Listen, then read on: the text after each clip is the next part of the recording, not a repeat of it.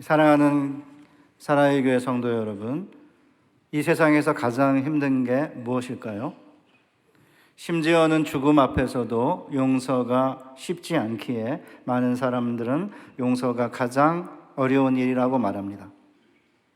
결혼과 이혼을 여러 번 반복한 한 소설가는 둘째 남편이 병에 걸려 죽게 되었을 때 그 소식을 듣고 들었던 심경을 이렇게 자신의 산문집에서 공개적으로 밝혔습니다. 그가 죽는다는데 어쩌면 그가 내 머리채를 휘어잡고 나를 모욕하고 나를 버리고 가버렸던 날들만 떠오르다니, 그리고 그의 죽음보다 더 당황스러웠던 것이 바로 그것이었지만 그것 역시 저의 진실이었습니다. 죽음조차도 우리를 쉬운 용서의 길로 이끌지 않는다는 것을 저는 그때 처음 알았습니다. 죽음 앞에서도 용서가 쉽지 않은 이유가 뭘까요? 용서보다는 복수가 인간의 죄된 본성에 더 잘 맞고, 큰 문제가 생기지 않는다면 차라리 복수하는 게 상처가 생기지 않고 상처가 생겼더라도 쉽게 아물게 만들기 때문입니다. 이렇게 복수가 꿀보다 달고 복수가 우리의 죄된 본성과 더 잘 맞음에도 불구하고 주님은 오늘 본문에서 7번이 아니라 70번씩 7번 용서하라고 우리에게 말씀하고 계십니다. 여기에서는 죄를 범한 형제가 회개한다거나 용서를 구한다는 어떤 전제 조건도 없습니다. 물론 누가복음 17장에 보면은 형제가 죄를 범하면 이제 꾸짖고 또 권면해야 하지만 회개하고 7번 죄를 짓고 7번 회개하면 하루에 7번이라도 용서하라고 되어 있습니다. 그러니까 회개를 하면 하루에 7번이라도 용서를 하라는 것이 누가복음이라고 한다면, 마태복음에서는 용서를 구하거나 회개를 하지 않았음에도 불구하고 형제의 죄를 70번씩 7번 용서하라는 것입니다. 과연 이게 현실에서 가능하긴 한 걸까요? 왜 또 그렇게까지 해야 되죠? 오늘 주님의 말씀에 함께 귀를 기울이면서 사랑의 교회가 상처를 치유하고 갈등을 해소하는 용서의 공동체가 되고 우리 모두가 용서의 사람들이 되기로 결단하는 은혜의 시간이 되시기를 바랍니다. 지난 1월 달에 용서의 큰 발걸음을 여러분이 내디셨기 때문에 용서를 함께 생각하는 게 좋다고 저는 생각을 했습니다. 베드로가 예수님께 나와서 형제가 죄를 범하면 몇 번이나 용서하여 주리까? 7번까지 하오리까? 라고 질문을 던졌습니다. 예수님 당시의 랍비들은 3번 용서하라고 가르쳤습니다. 솔직히 3번 용서해 주는 것도 대단한 거 아닌가요? 따라서 랍비들은 누군가가 다른 사람을 3번까지 용서하면 그 사람은 온전한 인간이라고 했습니다. 그런데 베드로는 랍비의 표준인 3배를 받아들이고 거기에 2를 곱한 다음에 2를 더하여 7번까지 용서하면 되겠습니까? 라고 물은 것이죠. 그런데 예수님께서는 7번이 아니라 70번씩 7번까지 하라고 말씀하셨습니다. 많은 독자들이 예수님의 의도는 숫자를 세라고 한 게 아니라 한없이 무한정 용서하는 거라고 말씀하는 것이다, 이렇게 해석합니다. 물론 주님이 숫자를 세면서 490번까지 용서하라는 의미로 말씀하신 것은 아니죠. 그러나 우리가 너무 쉽게 무한정 끝까지 용서해야 된다라고 해석하고 넘어가서는 안 됩니다. 왜냐하면 많은 그리스도인들이 끝없이 용서하라는 말씀이구나, 그렇지만 이건 실제는 불가능한 거야 라고 치부하고 고민하지 않기 때문입니다. 그래서 제가 이거를 설명해서 버린다 이렇게 설명하는데, 따라서 우리는 주님이 왜 그렇다면 끝없이 용서하라고 하지 않고 굳이 70번씩 7번이라는 숫자를 사용하셨는지 그 이유를 캐내야 합니다. 이 질문에 답을 하기 위해서 우리는 예수님이 사용한 숫자 70번씩 7번을 구약과 신약 전체의 문맥에서 살펴보아야 합니다. 우선 70번씩 7번이라고 하는 숫자는 창세기 4장 24절에 나오는 라멕의 노래를 주님이 염두에 두신 것이 분명합니다. 람에게 아내들이여 내 말을 들으라. 나의 상처로 말미암아 내가 사람을 죽였고 나의 상함으로 말미암아 소년을 죽였도다. 가인을 위하여는 벌이 7배일진데 라멕을 위하여는 벌이 77배이리로다. 가인이 아벨을 죽인 다음에 하나님께서 가인에게 표를 주시고는 가인을 죽이는 자는 벌이 7배라고 했죠. 그런데 이 가인의 후손인 라멕은 자신의 아내들에게 가인을 죽이면은 7배 보복을 당하지만 나는 상처만 받아도 77배 보복할 거라고 호언장담하고 있는 것입니다. 그렇습니다. 이 세상은 살인은커녕 상처만 나도 77배로 복수하려는 람에게 후손들이 사는 것입니다. 그렇다면 77배나 복수하려고 하는 미움과 증오의 법칙의 노예가 된 세상에서 예수의 제자들이 세상을 이길 수 있는 방법은 무엇일까요? 유대교 랍비들처럼 3번 용서하면 될까요? 어림없는 소리입니다. 혹 베드로가 제안한 대로 7번 용서하면 77배로 복수하려는 이 세상의 광기를 이길 수 있을까요? 주님께서는 세상의 복수의 수준을 압도적으로 상회하지 않고는 세상을 이길 수가 없다라는 사실을 강조하기 위해 70번씩 7번이라는 숫자를 사용하신 것입니다. 예수님께서 사용하신 숫자인 77번 안에는 성경 전체를 관통하는 점층법이 있습니다. 가인의 7배, 람에게 77배, 예수님의 70번씩 7배. 그러니까 가인을 죽이면은 벌이 7배지만 라멕은 상처만 나도 77배나 더 갚겠다고 주장하고 있는데 77은 70 더하기 7이에요. 그러니까 7과 70이라는 숫자를 사용해서 덧셈법으로 보복을 하겠다고 라멕이 호언장담하고 있는 거 아닙니까? 그러면 이 라멕의 법칙, 보복의 법칙을 이기기 위해서는 어떻게 해야 될까요? 주님께서는 덧셈으로는 라멕의 법칙을 이길 수가 없다. 그러니까 곱셈으로 이겨야 된다는 것이죠. 70 더하기 7이 아니라 70 곱하기 7. 그러니까 77번 보복하면 몇 번 더 해가지고 100번 정도 용서하는 것으로는 세상을 이길 수가 없으니까 확실히 승리하는 법은 그냥 확 곱셈으로 이겨버리는 거죠. 그러니까 곱셈의 용서만이 덧셈의 보복을 압도적으로 이겨낼 수 있다는 게 주님의 가르침이에요. 따라서 우리는 주님께서 우리에게 요구한 최상위의 표준 70번씩 7번이라는 표준을 낮춰서는 안 됩니다. 형제의 죄를 70번씩 7번 용서하며 사는 삶의 목표를 결코 포기해서는 안 되죠. 물론 세상에 나아가서 우리가 이 목표를 추구하려고 하다 보면 우리는 대결을 하지 않을 수가 없을 것입니다. 그래? 70번씩 7번 내가 용서할 수 있어? 라고 계속해서 이제 보복하려고 할 테니까요. 그러나 우리의 대결은 눈에는 눈, 이에는 이의 보복의 대결이 아니라 우리의 대결은 누가 많이 용서하는지를 다투는 용서의 대결인 거죠. 우리는 이런 진리를 손양원 목사님에게서 볼 수 있습니다. 손양원 목사님이 사랑하는 두 아들을 살해한 자를 용서했을 뿐만 아니라 양자로 삼았다는 이야기를 들은 백범 김구 선생님은 1949년 4월 17일자 서울신문에 이렇게 기고했습니다. 여수교회의 손양원 목사의 사적을 듣고 나는 그분의 종교가 다운 온정과 자비심에 탐복하고 경의를 표했다. 공산당을 진정으로 이긴 사람은 손양원 목사이다. 그는 무고한 동포를 학살한 좌익 소아병자를 완전히 고쳐서 선량한 인간이 되게 하였다. 자기의 사랑하는 두 아들을 학살한 좌익 학생에게 온정과 원호의 손을 쥐어주면서 회유시킴으로써 다수의 좌익 사람들로 하여금 잔인한 파괴 행동을 벌이고 순수한 인간성을 회복하게 하였다.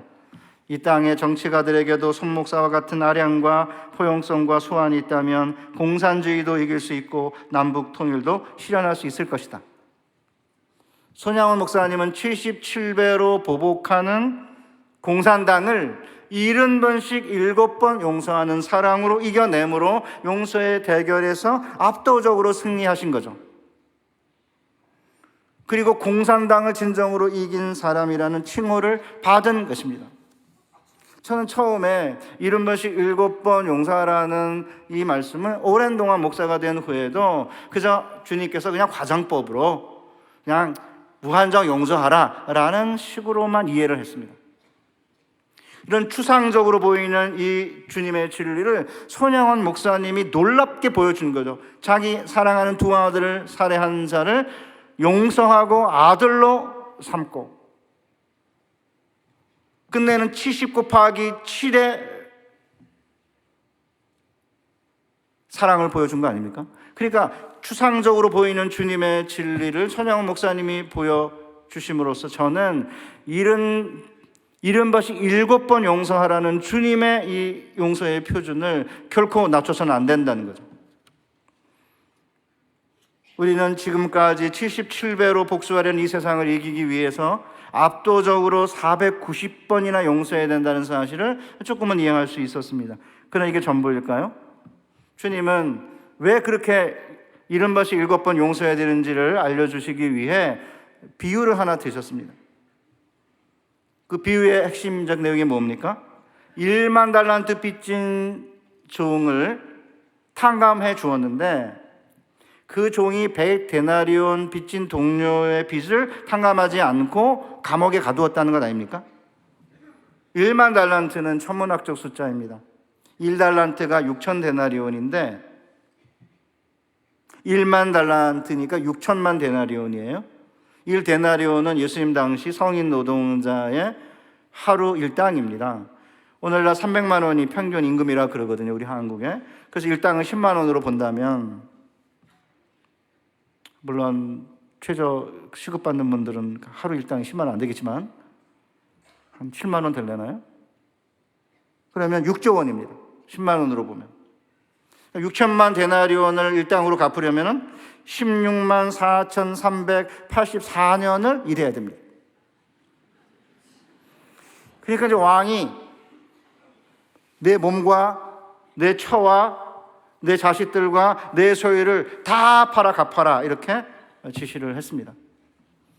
많은 약간 진보적인 성향의 학자들은 이거 가지고 아니 어떻게 한 그 종이 6조 원 정도나 빚을 지냐, 이게 말이 안 된다 이래가지고 이걸 어떻게 맞춰보려고 이 종은 굉장히 그 고급 공무원에 해당하는 종인데 세금을 거두기로 약속했는데 뭐 세금을 못 걷어가지고 이거 쓸데없는 고민이야. 아니 물론 이해할 수 있지만 그런 게 중요한 게 아니에요. 어쨌든 어마어마하게 많은 빚을 졌는데 여러분 아무리 해도 팔아봤자 예수님 당시에 노예시장에서 노예값이 500데나리온에서 2000데나리온이라 그러거든요.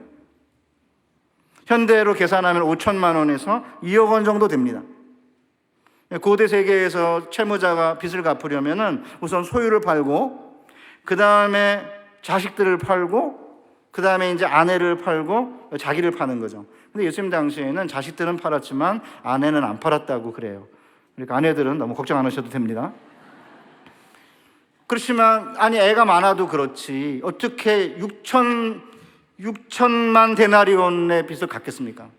그러니까 이 종이 할 수 있는 유일한 방법은 엎드려서 절하며 참아 주십시오. 내가 갚겠습니다라고 긍휼을 베풀어 달라고 요구하는 것 외에는 방법이 없었습니다. 그래서 이제 이 종도 그렇게 엎드려 빌면서 긍휼을 요청했는데 그 종의 주인이 불쌍히 여겨서 놓아보내며 자유롭게 해주며 빚을 탕감해 주었다는 것이죠. 그런데 이 1만 달란트 빚진 종이 밖에 나가서 동료 하나를 만났는데 100데나리온 빚을 진 동료인데 빚을 갚으라고 잡아서 목을 조르고 끝내는 감옥에 쳐넣었다는 것입니다. 100데나리온은 100일간의 일당이니까 임금이니까 오늘날 3개월치의 봉급이 되기 때문에 물론 작은 액수는 아니지만 1만 달란트에 비해 보면 60만 분의 1입니다. 60만 배나 많은 빚을 탕감받은 자가 60만 분의 1밖에 되지 않은 다른 사람의 작은 빚을 탕감하지 않는다. 이게 과연 현실 세계에서 가능한 일입니까? 여러분 주변에 이런 사람 보신 적 있습니까? 전 제 주변에 이런 사람 없습니다. 아니 아무리 악해도 그렇지 60만 배나 많은 빚을 탕감받은 자가 60만 분의 1도 안 되는 작은 빚을 탕감하지 못해요? 이런 사람을 보면요, 악하다는 느낌보다는 가엾지 않아요? 진짜 가여운 사람이죠. 뭐 이런 인간이? 그런 느낌 드잖아요? 주님이 왜 이렇게 과격한 그런 비유를 드셨을까요? 놀랍게도 이런 과격함이 주님의 의도예요. 그러니까 용서와 관련해서는 너희들이 하는 모습이 60만 배나 많은 빚을 탕감받았음에도 60만 분의 1밖에 안 되는 작은 빚을 탕감하지 않은 얘랑 똑같다, 이런 이야기죠. 우리 자화상이라는 거죠. 16만 년의 일당을 탕감받은 자가 100일치 일당을 탕감하지 못하는 것, 이게 우리의 용서와 관련한 자화상입니다. 이 비유는 우리에게 뭘 보여주는지 아십니까? 용서는 너무나 힘든 거고, 어떻게 보면 용서는 인간적으로 불가능한 것처럼 보입니다.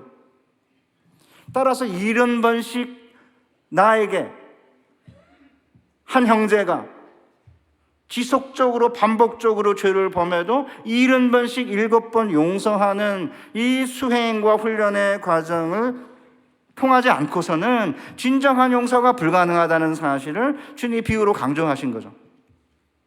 아니나 다를까 최근에 용서를 연구하는 학자들은 용서는 한 번의 결단으로 가능한 게 아니라 내게 죄 지은 사람을 지속적으로 용서해야 하는 긴 과정으로 봅니다.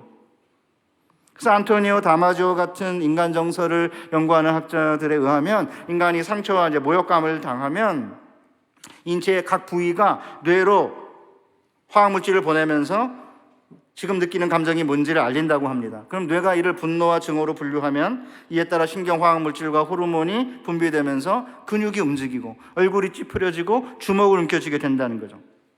이렇게 상처와 모욕감은 뇌와 가슴에서만 일어나는 일이 아니라 온몸으로 경험하는 전신의 경험이기 때문에 뇌와 가슴으로 용서한다고 해서 용서가 되지 않는다는 거죠. 몸으로 용서하기 전에는 진정한 용서를 한 게 아니라는 것입니다.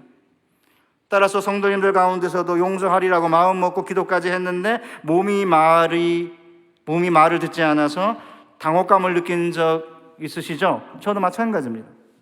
한 20여 년 전에 학교의 공적인 일로 젊은 교수들과 맨 위에 분과 관계가 별로 안 좋았습니다. 2년 정도 갈등이 깊어지면서 저도 이제 그때 20년 전에는 젊은 교수였으니까 고민하다가 제가 먼저 용서하기로 했습니다. 그래서 제가 그분을 용서하는 기도를 드렸고 분명하게 용서했다고 생각했습니다. 그런데 어느 날 하루 제 연구실에서 나와가지고 낭하를 거쳐서 로비를 지나가지고 반대편에 있는 어떤 교수의 연구실로 가기로 마음을 먹고 이제 걷고 있는데 로비쯤에 딱 도착했는데 멀리서 그분이 오시는 게 보였습니다. 저는 머리로는 그냥 가라, 이미 용서했으니까 피할 필요 없어라고 지시를 내렸지만 이미 몸은 보는 순간에 로비 쪽으로 틀어져 있었습니다. 저는 그날 충격을 제가 받게 되었고요. 과연 나는 용서의 사람인가? 의지적으로 용서를 했는데 몸이 말을 듣지 않은 거예요. 그 후에 용서가 무엇인지에 대하여 연구하기 시작했고 학자들의 도움으로 몸이 용서하기까지는 진정한 용서가 아니라는 사실을 깨닫게 되었습니다. 용서를 연구하는 학자들은 용서는 순간적인 행위인 동시에 과정이라는 거죠. 그러니까 마음에 들지 않아도 아직 내키지 않아도 용서하기로 결단하였다는 점에서는 순간적인 행위이지만 그 후에 지속적으로 용서를 반복해야 진정한 용서가 가능하다는 점에서는 과정이라는 거죠. 우리가 용서하기 위해서는 결단을 해야 된다는 것입니다. 용서의 감정과 느낌이 생길 때까지 기다려서는 안 된다는 거예요. 왜냐하면 복수라는 것은 가해자에게 던지려고 뜨거운 돌덩어리를 가지고 다니는 것과 마찬가지라는 것입니다. 그런데 이 뜨거운 돌덩어리를 가지고 다니면 누가 먼저 데입니까? 가지고 다니는 내가 먼저 데이는 거죠. 그리고 나에게 뭔가 잘못한 가해자는 제게 가해했는지도 몰라요. 잊어버려요. 그런데 볼 때마다 네가 나한테 해를 줬지? 상처를 줬지? 그러면 한 번 그 사람이 내게 상처를 줬는데 내가 그렇게 복수의 마음으로 뜨거운 돌덩어리를 가지고 다니면 그 사람을 볼 때마다 복수의 마음을 키우면 그 사람은 한 번 가해를 했지만 내가 그 사람은 하여금은 여러 번 가해하게 만든다는 것입니다. 따라서 뜨거운 돌덩어리는 빨리 내려놓는 게 좋다는 거죠. 그래서 최근에 일반적으로 용서를 연구하는 일반 학자들도 용서는 자기를 위해서 하는 거다, 남을 위해서 하는 게 아니고, 그래서 이제는 일반 드라마에도 이런 대사가 나옵니다. 언제 용서를 결단해야 되느냐는 것은 본인이 결정할 문제인데, 상처를 깊게 받았다면 결단하는 데 시간이 걸릴 수 있습니다. 그러나 빨리 가능하면 용서를 하겠다고 결단을 해야 되는 건데, 그 주님 앞에 나와서 아직 그런 마음은 안 들었지만 하나님, 제가 용서하기로 하겠습니다라고 결단하는 것은 중요하고, 이것을 학자들은 결단의 용서라고 부릅니다. 그러나 결단한다고 해서 용서가 끝난 게 아니라는 거죠. 왜냐하면 그 사람을 보는 순간에 다시 미운 마음에 들 수 있거든요. 그래서 가슴의 변화를 경험해야 결국 용서를 할 수 있는데, 이를 학자들은 정서적 용서라고 부릅니다. 그러니까 내게 상처 준 사람을 보고 미운 마음이 들고 마음이 아프면 그 부정적인 정서 옆에 끊임없이 긍정적 정서를 병치시켜야 된다는 겁니다. 걔가 원래 그런 애는 아니었지? 내게 그래도 옛날엔 잘했었지? 그때는 특별히 무슨 일이 있었는지 몰라? 이렇게 끊임없이 긍정적인 정서로 부정적 정서를 대체를 반복하면 마음의 용서, 정서적 용서가 가능해진다는 것입니다. 그러나 우리가 결단하고 심지어는 정서적 용서에 이른다 해도 몸 자체가 용서하는 데는 시간이 걸립니다.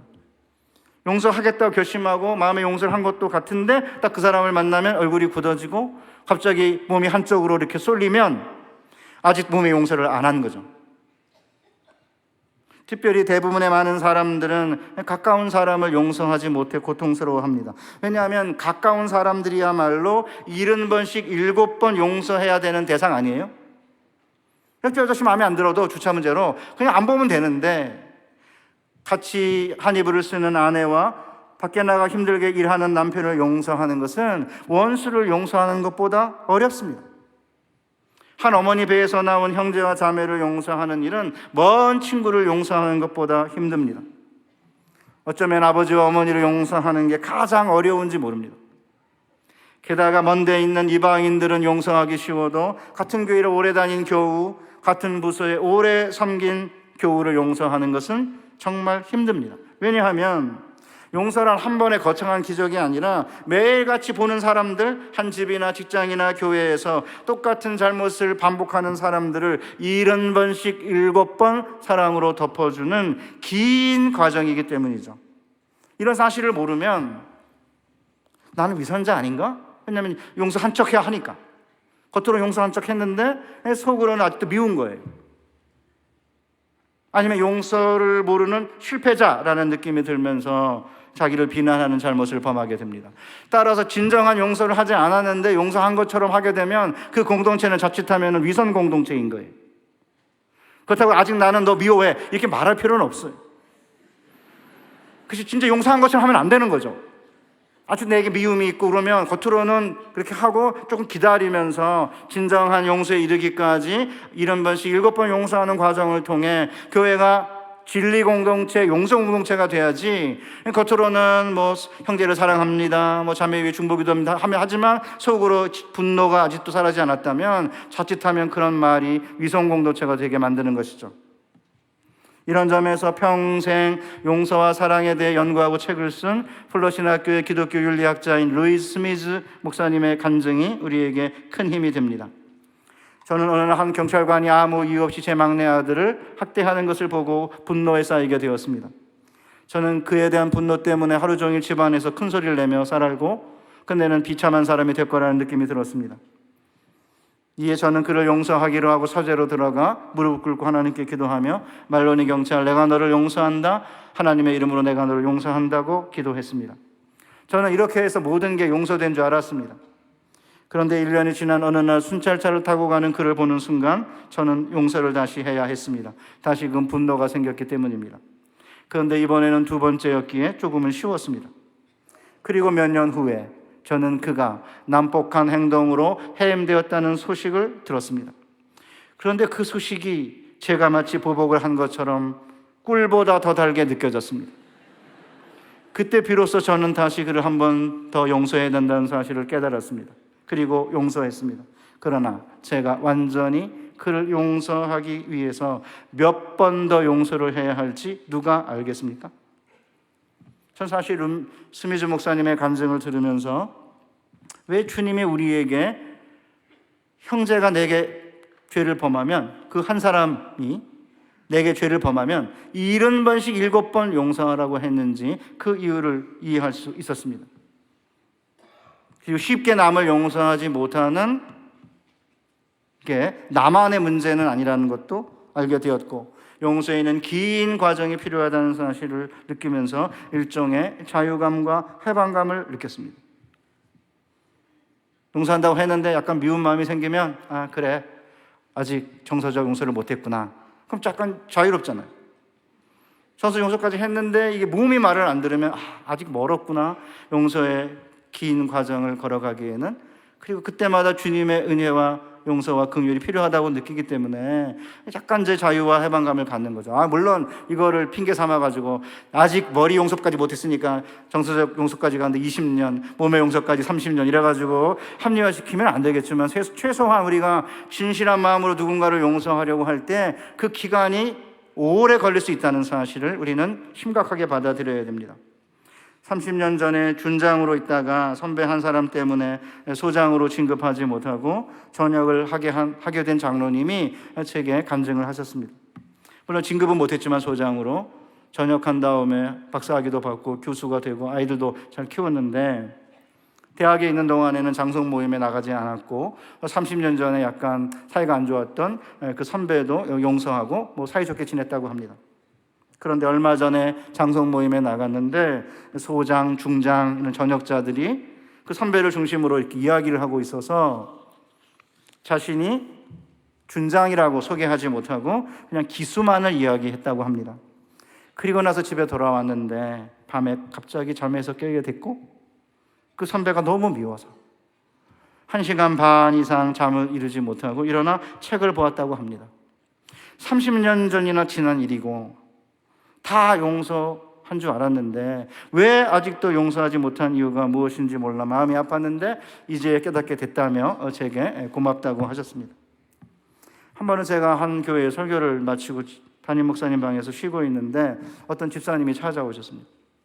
부모를 용서하려면 어쩌면 70번씩 7번 용서해야 될지 모른다는 말에 깊은 감동을 받았다는 것입니다. 아버님이 교육 공무원인데 외도를 하셔가지고 집안을 어렵게 했다는 이유로 오랫동안 아버님을 용서하지 못했다는 것이었습니다.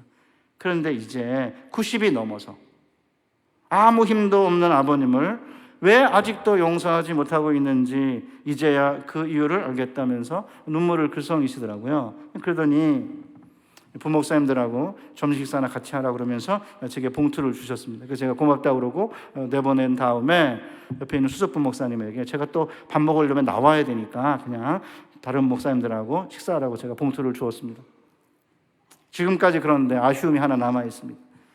봉투를 열어보고 얼마나 들었는지 좀 보고 줄걸. 얼마 들었는지 모릅니다. 어찌되었든 이렇게 힘든 용서를 그럼 왜 해야죠? 오늘 주님이 천국은 이러잖아요. 그러니까 하나님의 나라는 용서의 나라고 하나님 나라의 통치 방식은 용서라는 것입니다.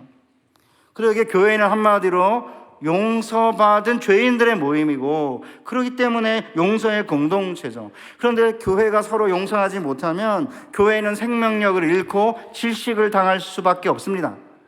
그냥 인간은 연약하기 때문에 교회 생활을 하고 함께 사역을 하다 보면 형제를 실족시킬 수도 있고 형제 때문에 실족당하고 상처받을 수 있죠.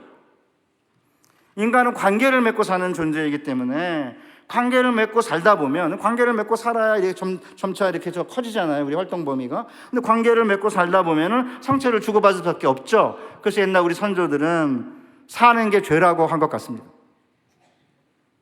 상처를 주고받으면 이제 관계가 꼬이잖아요. 그런데 인간의 행복과 생명력은, 창의력은 관계에서 나오는 것이기 때문에 관계가 꼬이면 행복할 수도 없고 생명력을 발휘할 수도 없는 거죠. 따라서 행복하려면, 주님이 우리에게 주신 생명력, 교회에 주신 생명력을 발휘하여 우리에게 주어진 사명을 감당하려면 관계를 풀어야 하는데 용서밖에는 방법이 없는 거죠. 우리가 다 이미 경험하고 있듯이 형제가 우리에게 저지른 죄를 우리가 없앨 수가 없어요. 이미 저질러졌기 때문에. 우리가 죄에 대해서 할 수 있는 유일한 일은 용서밖에 없는 거죠. 그래서 우리가 죄를 용서할 때 우리는 행복감과 자유를 느끼게 되고 생명력을 발휘할 수 있는 것입니다. 1만 달란트 빚진 종의 문제가 뭐죠? 이 종은 주인이 불쌍히 여겨 놓아보내 주었습니다. 풀어준 거죠. 그럼 자유와 행복과 기쁨을, 생명을 맛볼 수 있었지만 60만 분의 1밖에 안 되는 작은 빚을 탕감하지 못함으로 이 자유와 행복과 기쁨을 맛보지 못했습니다. 28절을 보면 그 종이 나가서 자기에게 100데나리온 빚진 동료 한 사람을 만나 붙들어 목을 잡고 이르되 빚을 갚으라 하매, 이 목을 잡다 단어는 원어가 푸니곤데 숨막히게 하다입니다. 여러분 이렇게 다른 사람 목 잡은 적 있으십니까? 목 잡힌 적 있으십니까? 저는 뭐 이렇게 경제활동을 안 하니까 학교에 선생 일을 하니까 저 목 잡은 사람은 없어요. 등 잡은 인간은 있는데 이렇게 목을 잡히지는 않았어요. 그래서 목이 잡힌다는 말이 뭔지 잘 모르겠는데, 그래서 제가 이제 원어를 보니까 이게 그냥 목을 잡은 정도가 아니라 딱 3번 쓰였거든요. 숨막히다인데, 여러분 씨 뿌리는 비유에서 가시떨기에 뿌려진 씨앗이 가시가 자라면서 기운을 막았다. 가시 때문에 이 씨앗이 자라는 기운을 막았다 한 번 쓰였고요. 한 번은 더러운 귀신들이 돼지에게로 들어가 돼지떼가 비탈로 달려 바다에 빠져가지고 숨이 막혀 익사하는 모습을 묘사할 때 사용되었어요. 그러니까 이 단어는 단순히 이렇게 목을 잡은, 이렇게 넥타이를 잡은 정도가 아니라 목을 확 세게 잡아가지고 거의 질식하게 만든 상태로 난리를 친 거죠. 빚진 동료를 붙잡고 목을 졸라 숨막히게 하면서 빚을 갚으라고 아우성치는 모습 상상해 보십시오.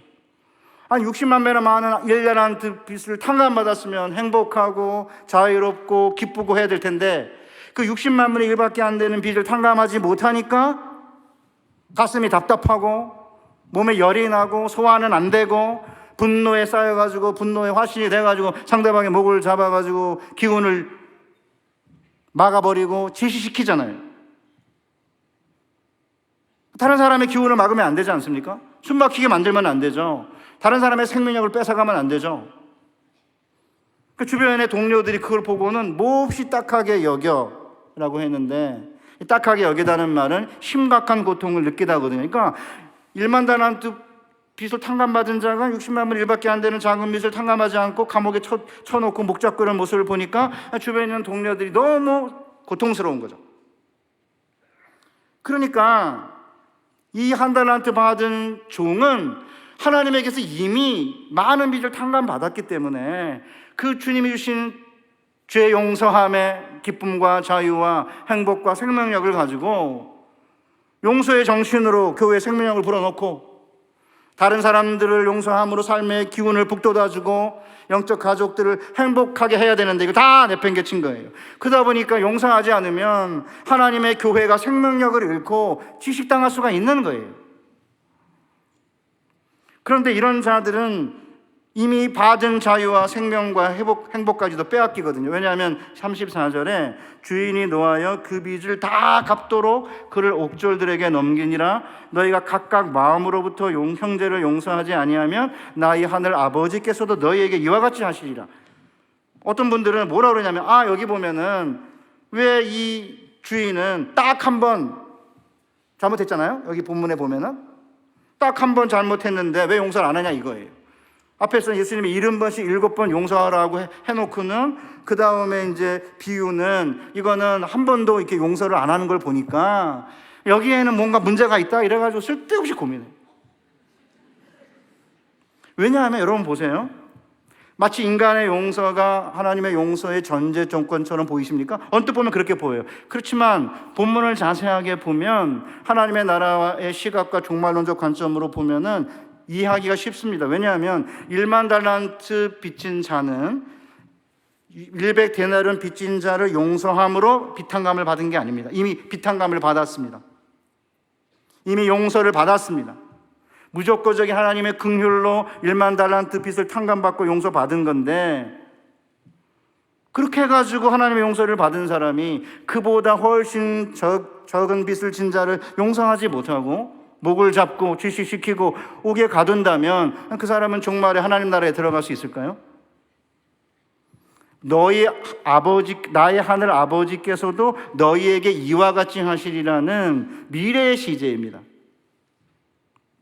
그러니까 마지막 종말에 1만 달란트 빚을 탕감받고 살면서 60만 분의 1밖에 안 되는 빚을 탕감하지 못하고 살아가는 사람들은 주님이 오시는 마지막 날에 용서를 받을 수가 없다는 것이죠. 왜냐하면 마태복음 16장 27절에 인자가 아버지의 영광으로 그 천사들과 함께 오리니 그때 각 사람이 행한 대로 갚으리라. 그러니까 마지막 심판의 특징은 용서가 아니에요. 마지막 심판의 특징은 공정한 응보입니다. 행한 대로 갚으시는 것입니다. 주님은 바로 우리 본문 앞 18절에서 이렇게 말씀하셨어요. 진실로 너희에게 이르노니 무엇이든지 너희가 땅에서 풀면 하늘에서도, 땅에서 매면 하늘에서도 매일 것이고 땅에서 풀면 하늘에서도 풀리리라. 그러니까 여기 풀리라는 단어가 헬라어로 루오라는 단어인데, 좀 전에 종의 주인이 빚을 탕감하고 놓아 보내주었다라고 쓸 때는 아포루오라고 하는 단어가 썼는데, 하나는 루오고 하나는 아포가 붙은 아포루오예요. 같은 어근의 단어입니다. 그러니까 하나님께서 이 1만 달란트 빚진 종을 풀어주셨잖아요. 그럼 지가 풀린 상태에서 다른 사람도 풀어줘야 되는데, 다른 사람의 빚을 탕감하지 않고 메워놓으니까 하늘에서 매이는 거죠. 사랑하는 사랑의 교회 교회 여러분, 35분만 설교하라고 그래가지고 마쳐야 될 것 같습니다. 1부 때 40분 했더니 좀 긴 것 같아요. 지난 1월에 여러분 큰 용서의 발걸음을 내딛지 않으셨습니까? 마음에 안 들어도, 아직 용서할 마음이 아직 안 생겨도 결단을 한 거죠. 이제 결단을 했다면 이제 긴 용서의 과정을 걸어가야 됩니다. 이 긴 용서의 과정에서 주님 우리에게 어떻게 해야 되는지 알려주셨잖아요. 우리에게 주기도문 일러주셨죠. 우리에게 죄 지은 자를 우리가 사하여 준 것 같이 우리 죄를 사하여 주십시오라고 기도하는 법을 가르치셨습니다. 모진 십자가의 고통 가운데서도 자신을 못 박는 이들을 바라보면서 아버지여 저들을 사하여 주옵소서, 자기들이 무엇을 하는지 알지 못합니다. 그러니까 때로는 자기들이 무슨 일 하는지 모르는 사람들이 회개하겠습니까? 때로는 우리가 주기도문을 하면서 동시에 우리가 용서해야 될 사람들을 하나님께서 용서해 주시기를 바란다면, 우리가 땅에서 풀면 용서해달라고 풀고 하나님께 하늘에서 풀어달라고 기도하면 하나님께서 놀랍게도 사랑의 교회를 용서의 공동체로 만들어 가실 것이고, 사랑의 교회를 통하여 갈등이 해소되고 상처가 치유되는 놀라운 일이 일어나게 될 것입니다. 그런 삶 사시는 여러분과 제가 되시기를 주님의 이름으로 축복합니다. 하나님 아버지, 우리에게 주신 이 놀라운 용서의 비전을 가슴에 품고 이 용서의 긴 과정을 통해 갈등을 해소하고 상처를 치유하는 용서의 공동체가 되게 하여 주옵소서. 예수님의 거룩하신 이름으로 기도하옵나이다. 아멘.